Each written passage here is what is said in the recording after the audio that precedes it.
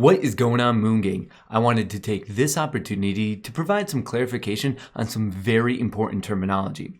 I'm hoping to clear up any confusion related to terms such as short interest, shares on loan, cost to borrow, utilization, and days to cover, because these are very important words and I think it'll just help some of our discussion. So to kick this off, just so you know, throughout the video, I'll be referencing 3 stocks just so you can see some similarities and differences throughout them. So to start this all off, you need to know, we got to start with the term outstanding shares. So right here, I have Ortex. Just so you know, there is a link to Ortex in the description of this video. I find it to be a very useful piece of software. So anyway, outstanding shares for AMC right now is 450 million. Outstanding shares is basically defined as all shares in existence.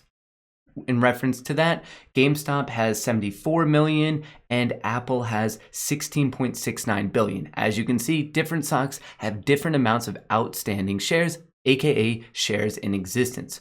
From there, we need to talk about free float.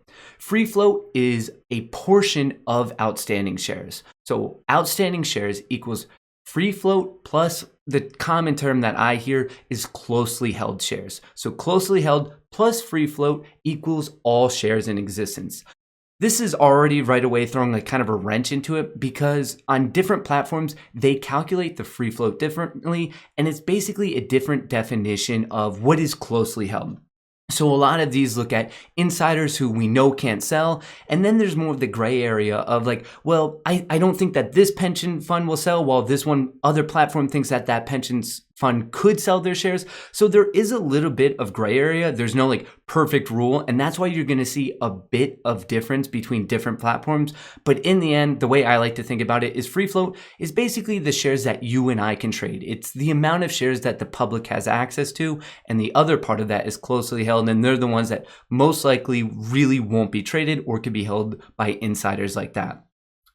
So the free float for AMC is 92.78%. If you do the math out on that, it's just below 418 million shares. If we take a peek at GameStop, their free float is 66.71%. So that comes out to 49.5 million shares. And then if we do the same thing with Apple, their free float is 99.9%. So that's pretty much 16.68 billion shares, somewhere in along those lines. So basically, outstanding shares is all the shares, and then free float, closely held, you and I trade the free float. I just need to set that up because this is terminology that I'm going to use to explain more of the important terminology.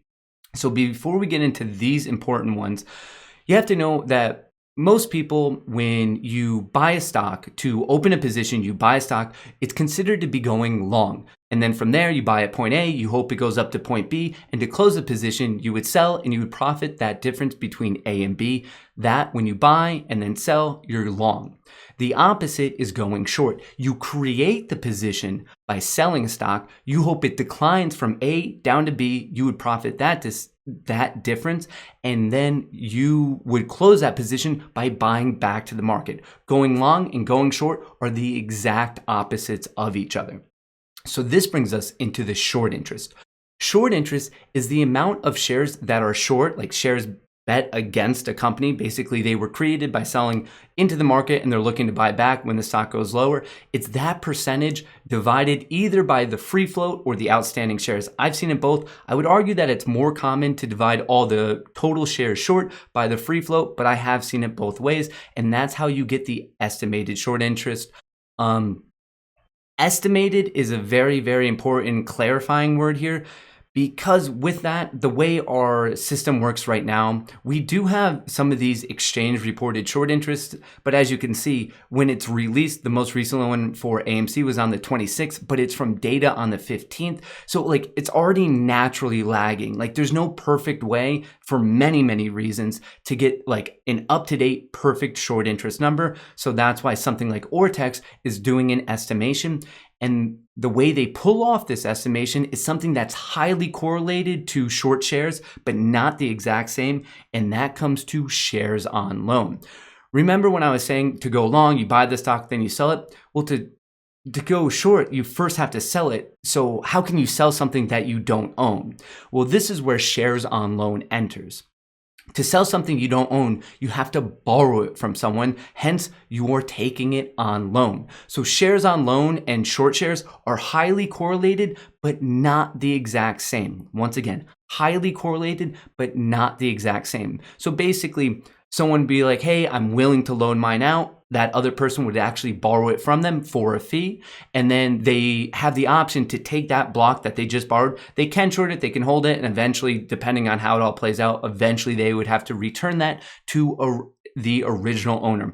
This facilitation is kind of done by your broker. If you're a hedge fund, like hedge fund A lending to B, it's all done through then what's called a prime broker, just to get some more terminology out there.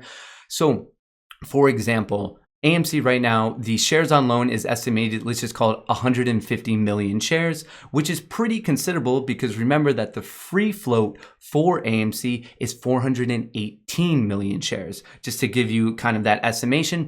And then something like Ortex, what they do is they basically see how things are kind of trending on like all the previous exchange report short interest numbers. They have their own model to see like kind of their estimation of, okay, if X amount is on loan, we assume like a certain percentage, Y percentage of that X amount will actually be short into the market. They have their own fancy model that does that in the back end. And then with that number, that's how you're coming up with shares on loan running right into your estimated short interest.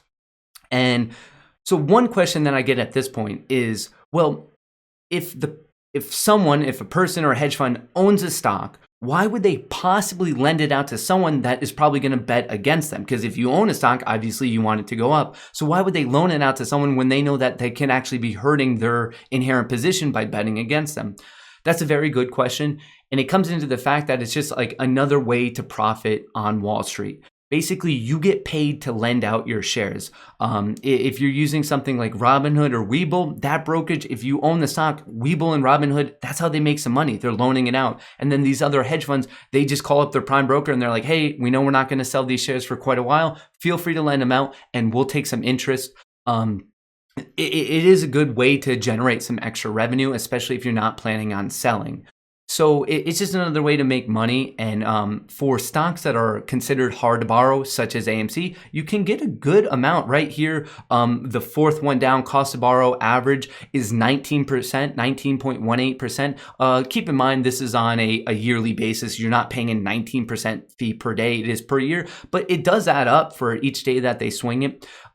This is a very, very hard one because AMC is considered hard to borrow. For example, if we take a look at GameStop's, their cost to borrow fee as of Thursday, April 29th is 1.73%. And even that's kind of considered to be high. If we take a look at April on the same day, or Apple on the same day on April 29th, that cost to borrow is 0.34%. I'm just bringing this up so you can see the fact that yes, AMC at this moment in time, as I'm filming this, is very, very high relative to many other stocks in the stock market.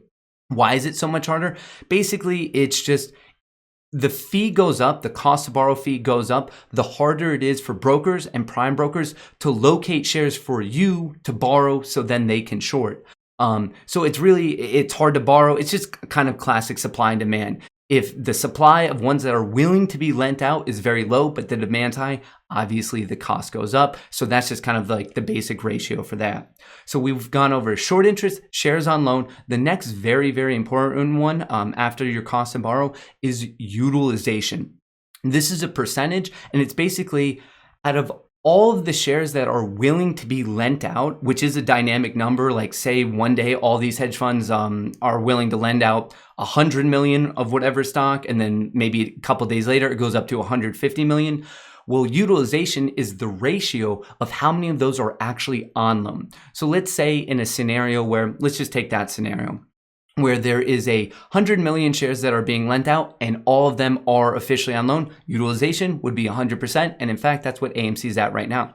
Let's say the next day, a big hedge fund comes in that owns 50 million shares of that stock. They could call up a prime broker and be like, hey, I'm willing to lend mine too. So all of a sudden, the base number, your denominator, goes up to 150 million. And let's say no one accepts those to go on loan. Well, at that point, then you have 100 million by 150. So now your utilization is 66.6%.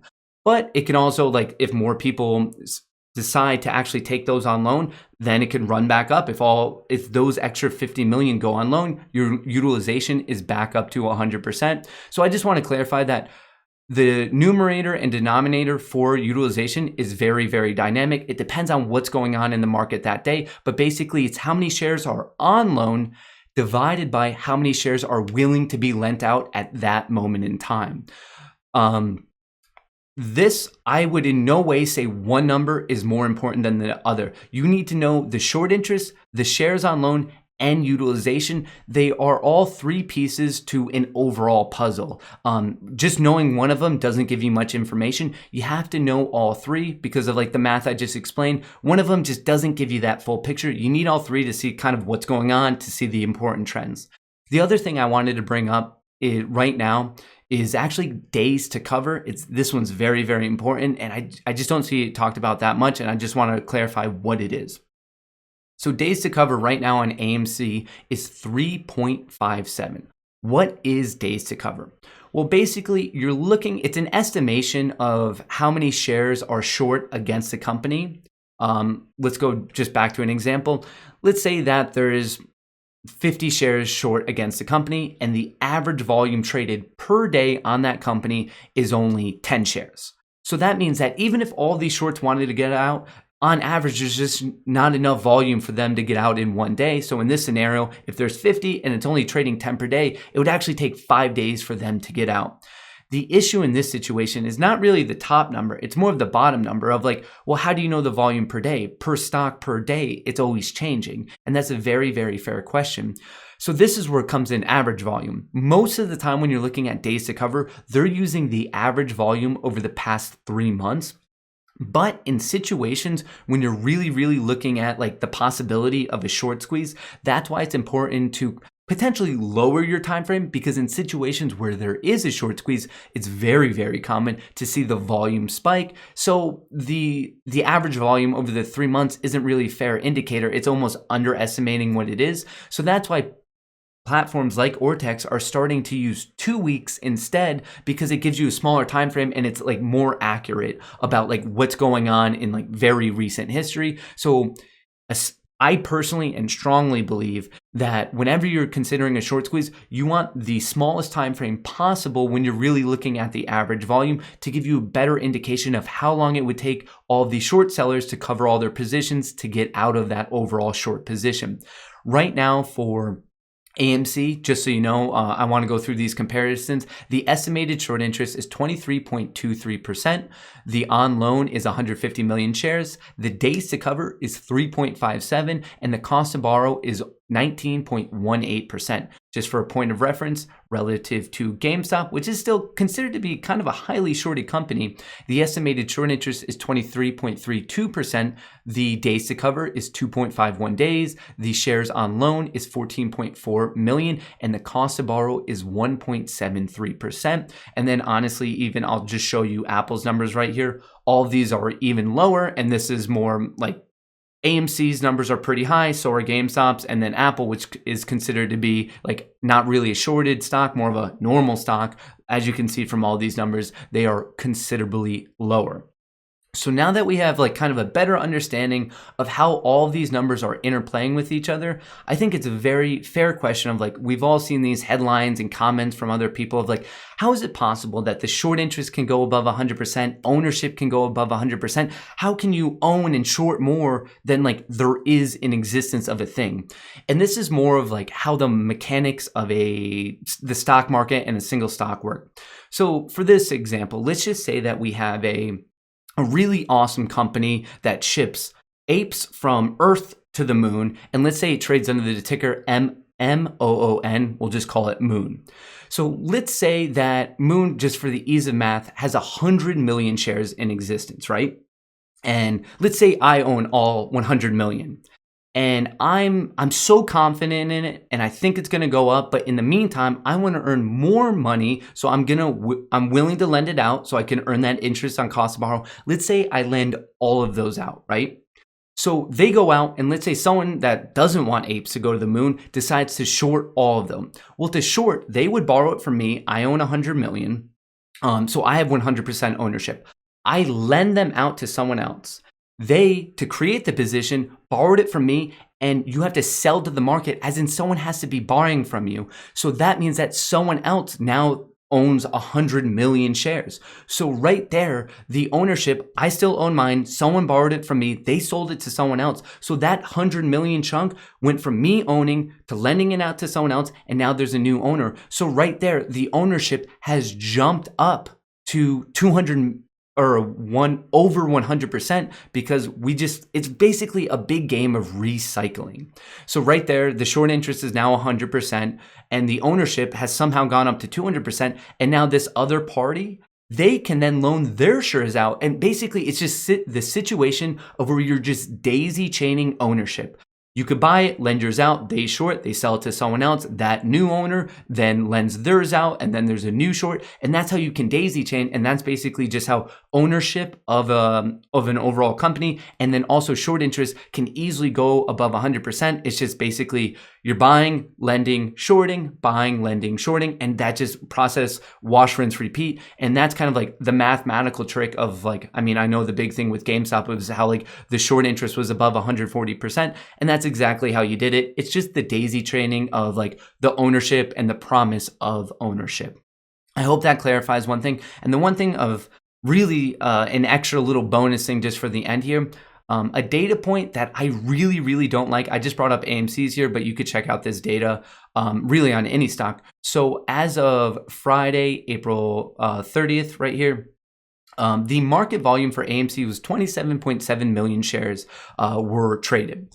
Out of those 27 million, this short volume was 6.1 million. Let's just call it 6 million. The magnitude of this number, this data point, I would argue has no utility whatsoever. Why does it have no utility? Honestly, it does deserve its own video to explain why, but to give you the highlight of that, out of this 6 million, we have no clue what percentage of the 6 million is legitimate shorts that plan on shorting their position and swinging it overnight, versus high frequency traders that are just providing liquidity to the market. These high frequency traders, they're really not bullish or bearish. Like I said, they're just providing liquidity. And there's no way to know what percentage of this is HFTs versus legitimate shorts. So like I said, I wouldn't use, like, to me, the magnitude of this number doesn't mean anything, but the one way I would use it is assuming that that proportion, the unknown proportion, is held constant. I like to look at the trend. So for example, in AMC, on the 27th to the 28th and the 29th to the 30th, the short volume ratio went from 18.9% to 20.3% up to 22.3%. So like I said, assuming that ratio between, out of whatever makes up that 100% X ratio between high frequency traders and legitimate shorts, assuming it's always kind of the same, I would logically think that, oh, that means that the legitimate shorts are actually increasing over this 4-day span, because we went from 18.9 up to 22.3. So my point is I never like to look at the magnitude of it, but I like to look at how it's trending, whether up, down, or neutral. I think that's one way that you could viably use that piece of data. So with all of that being said, obviously my efforts with this are just to kind of clear up some of those important terms: outstanding shares, free float versus closely held. And then we talked about short interest, shares on loan, cost to borrow, utilization, and finally the days to cover metric. I hope that clears up any of the confusion for you. Just so we can have more of like we're on the same page when we're discussing these same things. But until I catch you next time, best of luck in the markets.